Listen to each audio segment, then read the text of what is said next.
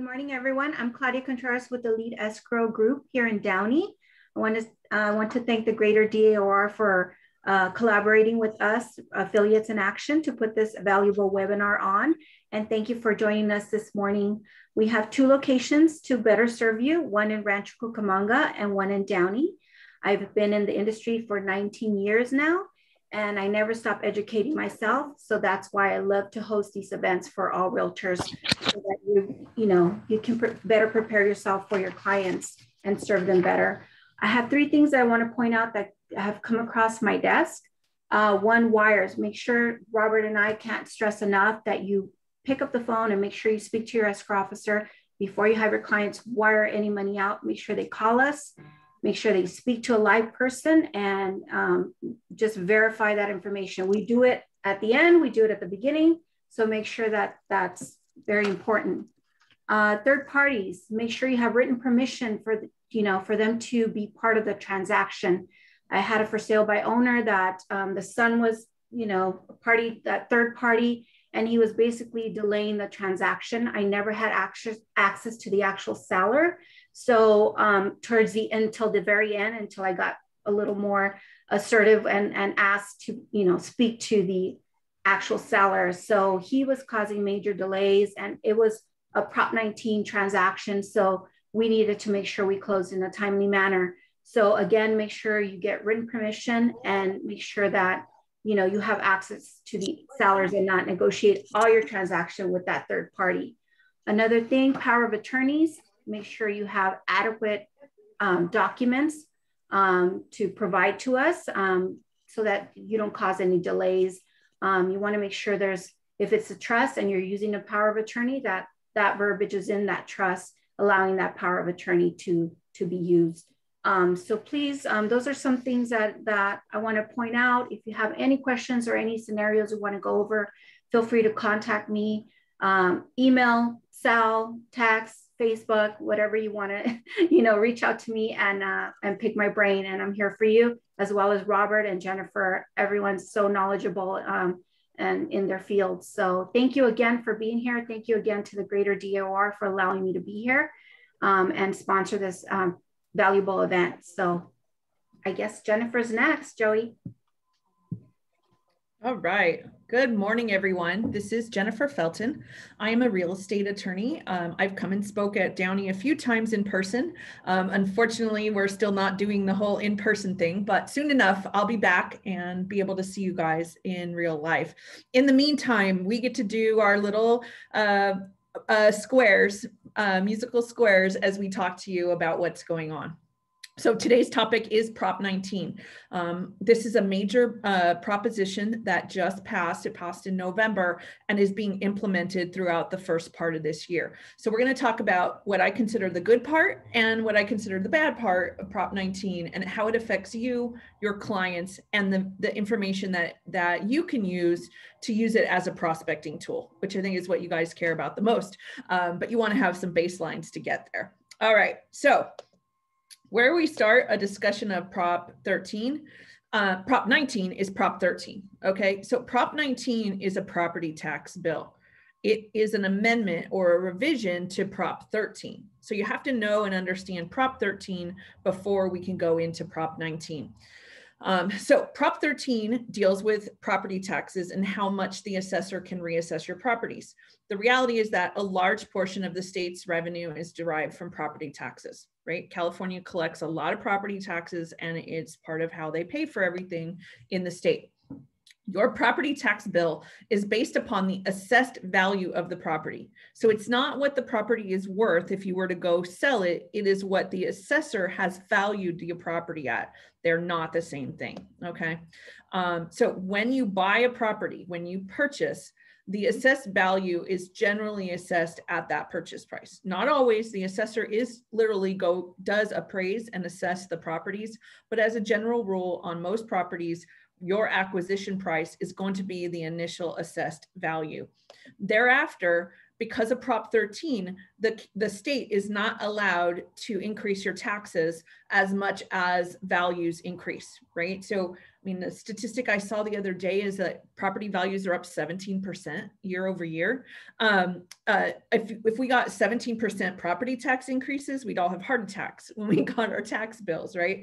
Prop 13 keeps that from happening. It keeps the assessor from being able to keep with the market, which is a good thing for us as property owners. So a history of Prop 13, kind of where this comes from. Howard Jarvis is actually the proponent and the, kind of guiding light for Prop 13. And the bill that passed, Prop 13, happened in 1978. So we've had Prop 13 for decades here in California. What it does is it set property values at a 1976 rate at the time it went into place. And then unless a triggering event occurred, your property could not get reassessed more than 2% a year, okay? The triggering events, the things that can get you reassessed, are a change of ownership, right? So if you sell your property, the new buyer is going to get taxed at that new purchase price, or completion of new construction. Construction on a property will increase the property taxes as it relates to the construction, not the entire property. So those are the two triggering events for property tax increases in California. These rules apply to all real estate in California. So we're talking residential, commercial, doesn't matter whether it's owned by an individual or a corporation. Any real property is going to follow these rules in California today. We got Prop 19 on the last election. There was another bill on that ballot that would have changed the way properties were taxed for commercial properties. That did not pass. So right now, everybody's on the same playing field. There have been significant attempts to revise Prop 13 since it started. I think they will continue, and at some point we may well have differences, but today we're all on the same playing field. So one more baseline of Prop 13. Prop 13 created the rule that requires 2/3 majorities of both of the legislative houses for a tax increase in California. So that means both the state assembly and the state senate have to approve any tax increase by 2/3 in each house. This is why when we have increases in cost in California, they're often called a fee instead of a tax, because they can get fees in at lower percentages than taxes. So just some kind of baselines of how California plays with their money and our money as it relates to taxes. So understanding where we're at with Prop 13 will give us the baselines for what we need to do to deal with the two changes that are the result of Prop 19. So Prop 19 affected two different portions of Prop 13 assessments. One dealt with what's called Prop 58, Prop 193, and these are parent-child transfers. So in 1986, Prop 58 went into place. And what it did is it said a parent can transfer a property to their child, and that it would be exempt from reassessment if it was the parent's principal residence. So if I give my home to my child, the child can keep that tax basis. This is the old rules for Prop 58. In addition, if I own a property that's not my principal residence and I give it to my child, they're allowed to keep $1 million off of the basis in reassessment. Okay, so that is the old rules for Prop 58. The distinction between Prop 58 and Prop 193 was Prop 58 is parent to child. Prop 193 is grandparent to grandchild. If the child in that middle generation is deceased, a grandparent can leave the property to their grandchild and follow the same rules. Okay, so this has been the law in California since 1986. Prop 19 changed this. Okay, so under Prop 19, there's still an exclusion for parent-child transfers for principal residence, but there's now a dollar limit. That dollar limit is $1 million. So the child is going to get up to $1 million off of the basis on the property as a result of a parent-child transfer, and when the child is going to move into the property. So that is a new rule. Whereas before, the child did not have to move in as long as it was the parent's principal residence. Now it must be the child's principal residence for the exemption to apply.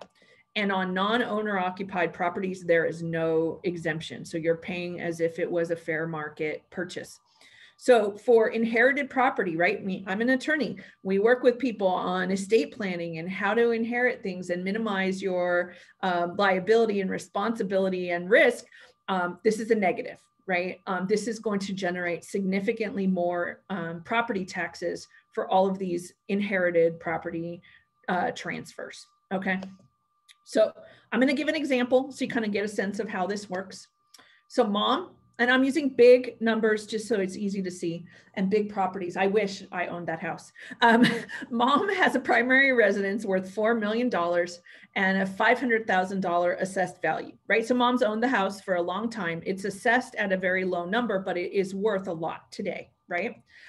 She also has a commercial property worth $5 million that's currently assessed at $1 million. Okay, so she is reaping the rewards of Prop 13 as it relates to being a property owner because she's owned these properties for a very long time. I'm going to use 1.2% as the tax rate to give you a example. That's the number approximately of what our property taxes are. So right now, mom is paying $15,300 in property taxes. Mom gifts both properties to her son. So do the properties get reassessed? And if so, at what value? All right. What do we think? Yes, the properties do get reassessed. So if son maintains the residence as his principal residence, so he has to move into the house, he's going to get $1 million off the assessed value. So the new assessed value for the home is going to be $3 million, which is the $4 million fair market value less $1 million exemption. On the income property, he's going to have no exemption. So the new assessed value for that property is going to be $5 million. That means the new assessed value for both properties is $8 million, an increase of $6.5 million, $3 million for the house and $5 million for the commercial property. The new property taxes are going to be $96,000 a year, a $78,000 increase.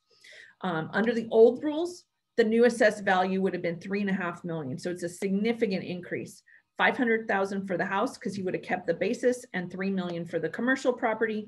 He would have been paying $35,700 in property taxes, right? So he's paying well more than double as a result of not being able to get the benefits of the old Prop 19 rules. Okay, so understand Prop 19 was a tax increase bill. The way that this bill got through and how it got the support that it needed was that the idea was the money that is raised by these taxes is going to go to fire victims and other victims of natural disasters. All right, so there is going to be significant tax increase as a result of Prop 19. There are new forms that you will have to fill out if you are going to do a parent-child transfer. So understand, even under the old rules, it is not automatic. If I give my property to my child, whether I die and they inherit it or I do it voluntarily, the property is going to get reassessed unless we tell the assessor that we're subject to an exemption. So you have to send in a claim form to the assessor in order to keep this benefit. So make sure you have the form and that it's being properly filled out. The new form went into effect in February, so we got new forms. The Board of Equalization is actually who develops these forms. Jennifer, so can I say something, please? Yeah, absolutely. If you need those forms, you can get those from WFG National Title Company. We can help you with those forms. Perfect. And we always recommend that you speak with the CPA, but we have those forms for you as well if you do need them. Absolutely. A CPA or an attorney can definitely help you in filling out these forms and making sure you're putting the right information to get the best exemption that you can under your facts. Thank you. Yep.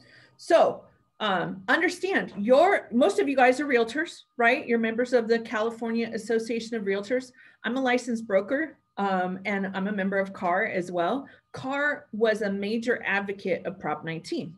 So the question is, why is CAR supporting a tax increase? The reality is that's not what CAR cared about, right? CAR made a deal to get what they wanted, which is for your guys' benefit. Prop 19 and the benefits, the good side, which is what we're going to talk about now, are definitely worthwhile to you as agents and us as consumers in the state of California. So the part I'm going to talk about now, which is the ability to transfer your tax basis in certain circumstances, is a huge plus and a huge win, and something that you as an agent can use to help your clients. All right, so we're going to go into this part. So this part flows from old Prop 60 and Prop 90. So under these old rules, a person who is 55 years of age or older could sell his or her primary residence and transfer the basis to another property, right? So I've owned my property for a really long time. You know, I had a house, I raised my kids. Now I want to retire, move to the beach, move to the desert, whatever. The idea is that we want to move our tax basis with us so that we're not paying significant tax increases as a result of values rising over the time we've held the property, right? So under the old rules, you could do that, but there were very strict limitations. First of all, you had to buy a house that was of equal or lesser value. You could not buy up, right? You had to buy down. Second, you had to do it within 2 years. So you had a 2-year window to make the transfer. And you were allowed to do this once in your lifetime. So you had one bite at the apple to move your basis.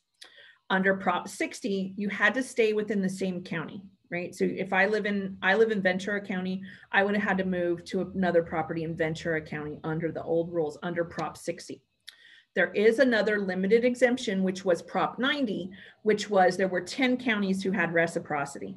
So Alameda, Los Angeles, Orange, Riverside, San Bernardino, San Diego, San Mateo, Santa Clara, Tuolumne, and Ventura. If you were in one of those counties, you could sell and move to any of those other counties and you could keep your basis.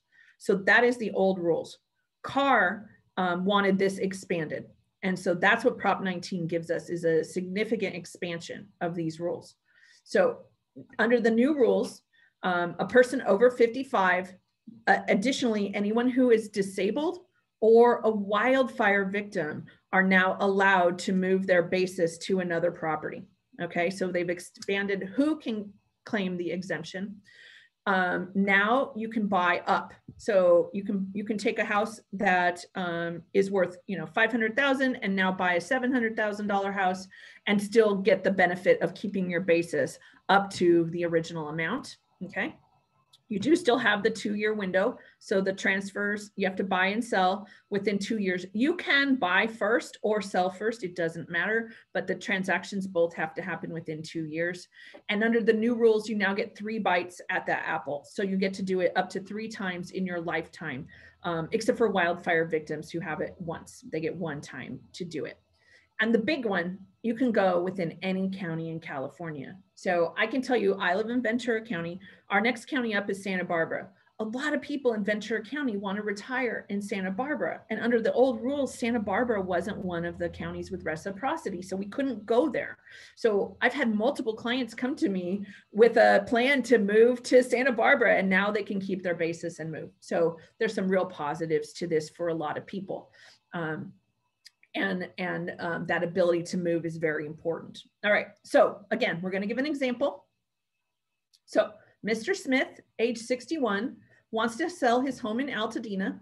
It's worth $1 million, and he wants to buy a beachfront condo in Ventura for $1.2 million. Okay, so this is our plan. We're going to sell our house and buy a condo. The assessed value of the Altadena home is $425,000. So he's had it for a while. 1.2% tax rate. So the current assessed value is the current assessment, what he's paying in property taxes is $5,100. Okay. So can Mr. Smith transfer his current assessed value to his new beach condo? What do we think? Yes, Mr. Smith can move his basis. So there will be some adjustments because he's buying up, but he's going to have a new assessed value of $625,000, which is still well below the $1.2 million the property is worth.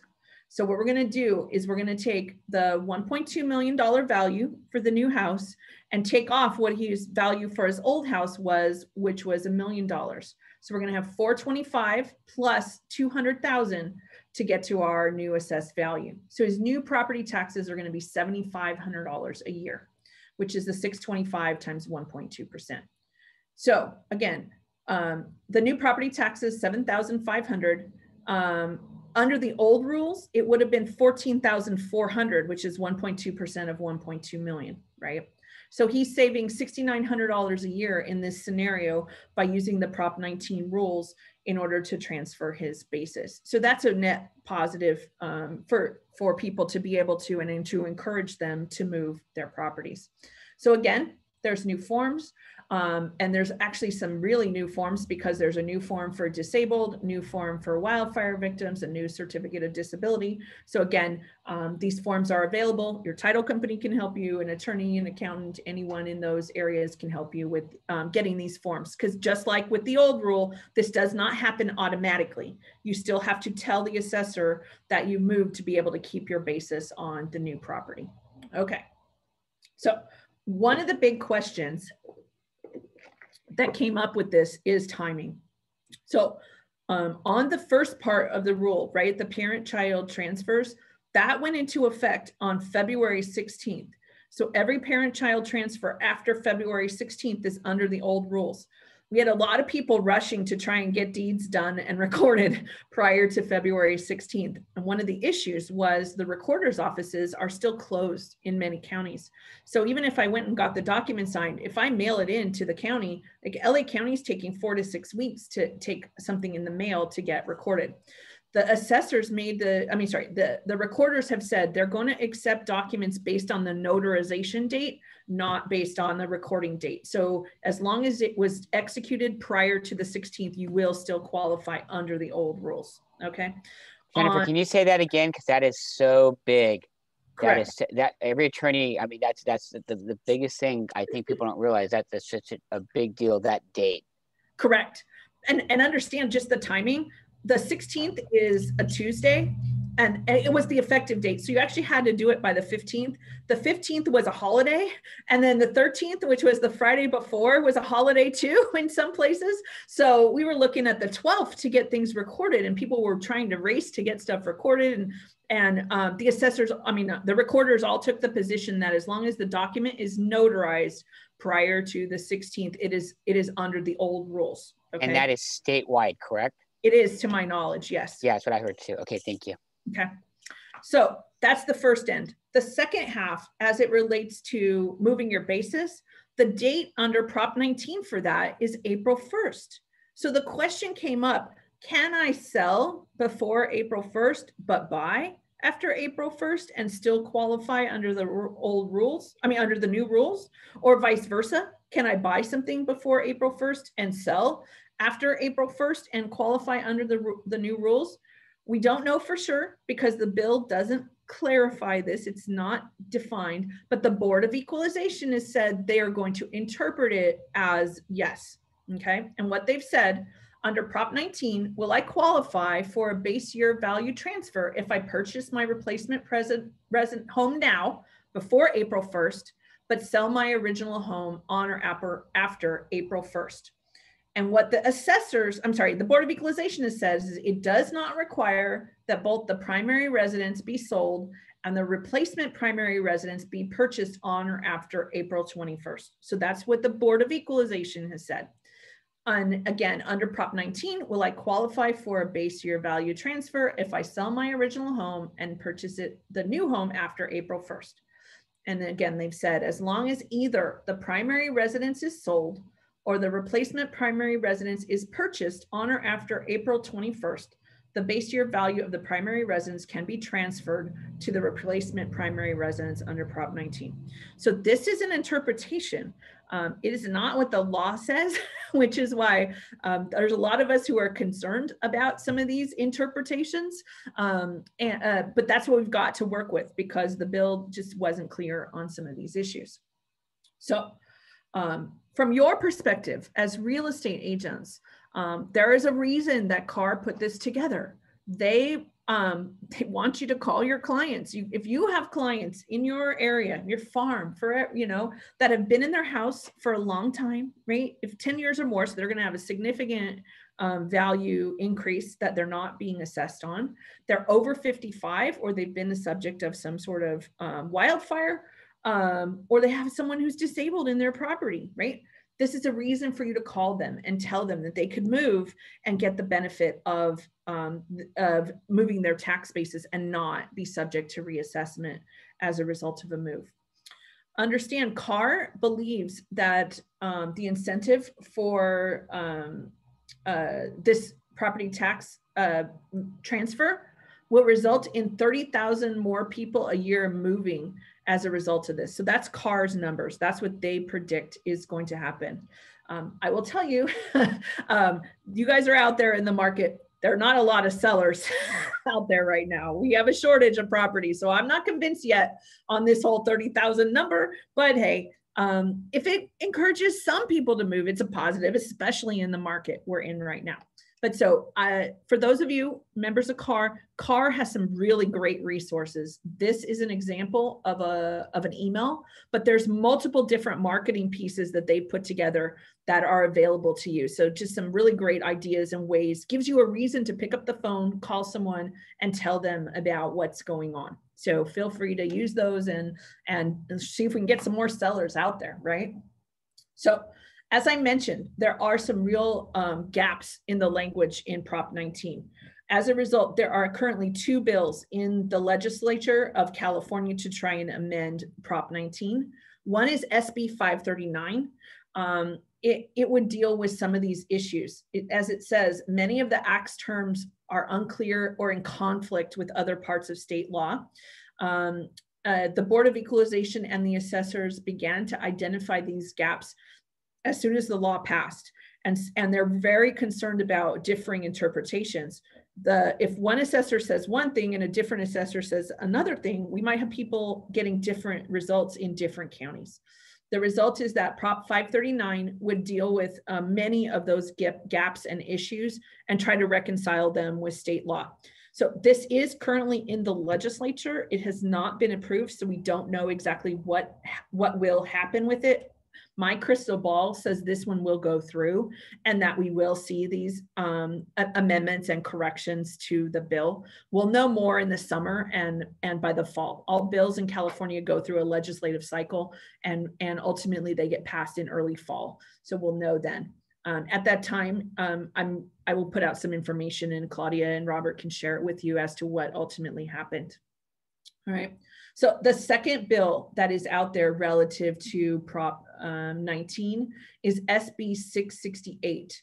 So this was put out by State Senator Patricia Bates. If this bill were to go through, it would extend the time for implementation of the parent-child transfer from February 16th, 2021 to February 16th of 2023.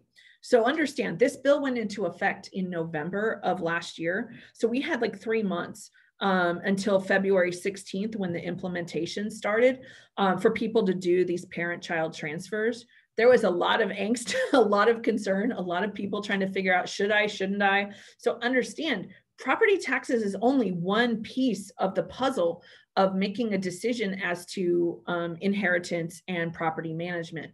There's capital gains taxes, there's inheritance taxes. There's just this whole plethora of things that need to be considered when you're deciding whether to transfer a property and when to transfer a property to your child. So there's just this angst that there wasn't enough time for people to properly analyze and decide. So if SB 668 were to go through, we'd get 2 more years in order, well, by the time it gets implemented, 1.5 years-ish, for people to analyze and make that decision.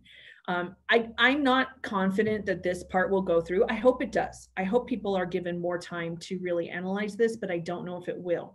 If it does go through, the issue is going to become what happened in the window when it wasn't happening, because it'll be retroactive. It will create a little bit of confusion, which is what happens with these things. But that's where we're at. So these are the 2 things that are out there right now. Jennifer, can I say one thing in regards to that? Absolutely. The Downey Association of Realtors, you guys have political action committees where you guys donate your money to support your causes. So this is where important you guys get involved politically and you let those people know you want these 2 assembly bills to get passed and send emails. Emails are the best way to get out there. And the more people that do that, we're going to get a response. And if these 2 bills did get passed, it would help our cause a lot, I think. And Jennifer, you can hopefully second that. But that's where the Downey board helps you. That's where your money goes. And if you guys want to make changes, you guys have to get actively involved and contact your legislation and say, hey, look, this is what we need done. This is going to help make our real estate profession better at what we do. And I think the extension would be big. I think a lot of people did not make that February 16th deadline. So there are things you guys as active realtors can do to help implement this process and get these bills passed. So your voice is super important. I think people don't realize how important that voice is. And send that email, talk to Jeanette. She can tell who to get in contact with, and make your voice be heard, please. Yep, absolutely. I mean, obviously, both will be positive if they go through. The first part, because there is some confusion, the more that we get some clarifying language, the better. And the second part, giving people more time, definitely a positive, in my opinion. And the one thing on the clarifying language, like if I'm sure you already know, if there's 4 of them, well, 4 people can't live in that one property. They haven't clarified that language.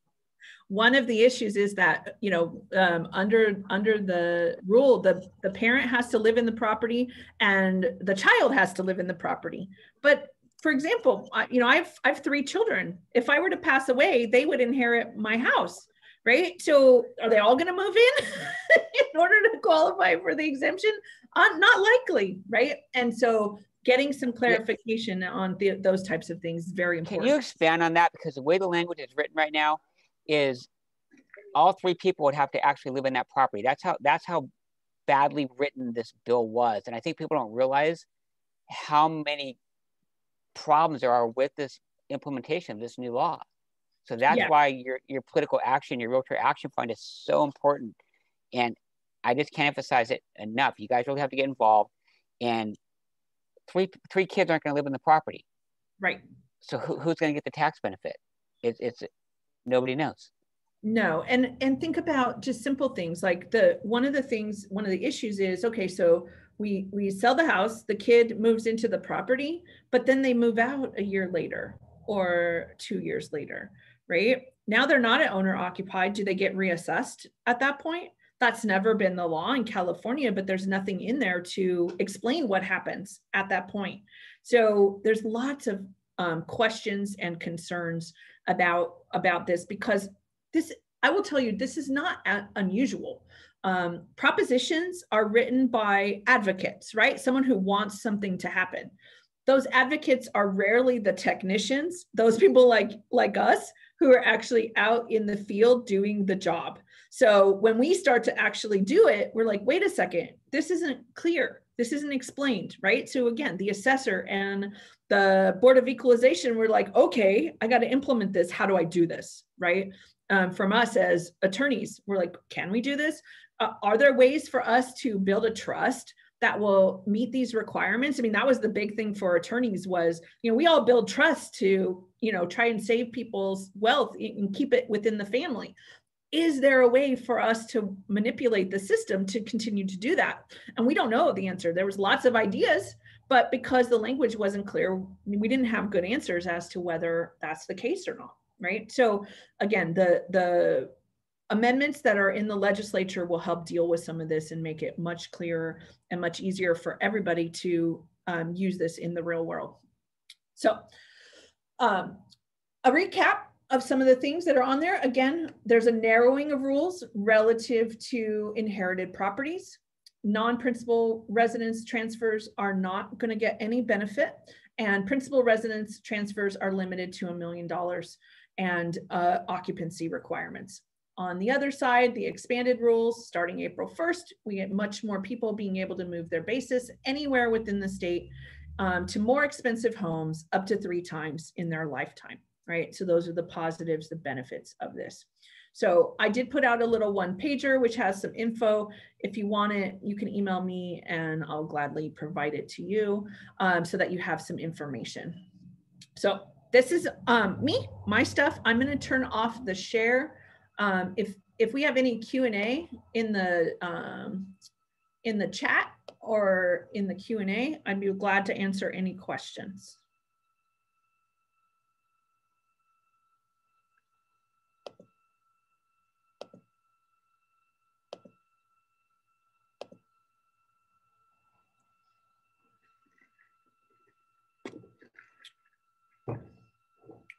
So I don't see anything in the chat that's any real questions.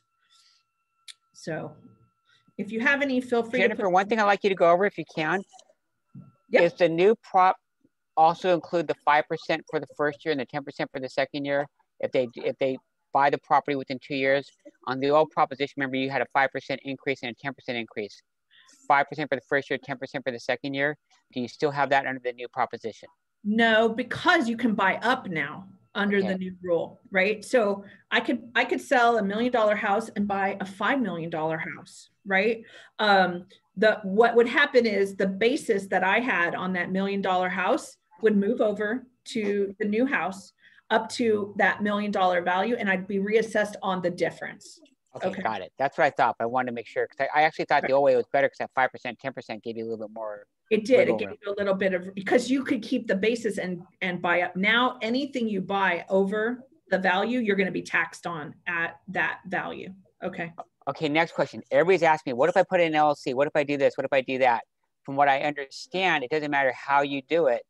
You cannot avoid this. You can try an LLC, you can try a corporation. Everybody's like, how, if I can put it in this type of entity, how can I avoid this? And from what I understand, that is not possible. No, it's really not.